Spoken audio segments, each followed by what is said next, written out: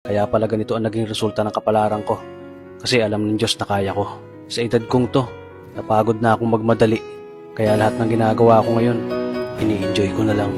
Siguro sa dami na rin ng aking pinagdaanan, napagtanto ko na ang buhay ay mas malawak at mas mahiwaga pa sa mga problemang dumarating sa buhay natin. Tumatanda na tayo, baka sa kakahabol natin sa masagana at maayos na buhay, ay hindi na natin nai-enjoy ang buhay.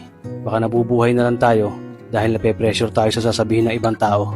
Marami na rin akong mga naging maling desisyon sa buhay, pero lahat yun nagsilbing aral sa akin at natuto ako sa mga pagkakamali ko. May mga taong sobra nating mamahalin at bibigyan ng halaga, pero ibabalik lang sa atin ay kabiguan at matinding trauma. Kaya wag nating lilingunin ng mga taong tulad nila dahil mas payapa kapag hindi ka na interesadong malaman pa kung anong pambalita sa kanila. At wag mong idepende ang sarili mo sa kahit kanino.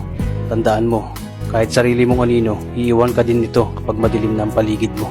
Kailangan natin matutunan na huwag ikumpara ang sarili natin sa iba dahil hindi natin laban ang laban nila. Karera mo to, hindi nila karera. Dahil ang buhay ay hindi naman nasusukat sa kung sino ang mayaman, kundi kung sino ang payapa. Kaya galingan mo lang palagi tol dahil napakaraming tao mapanghusga, hihilahin ka pababa.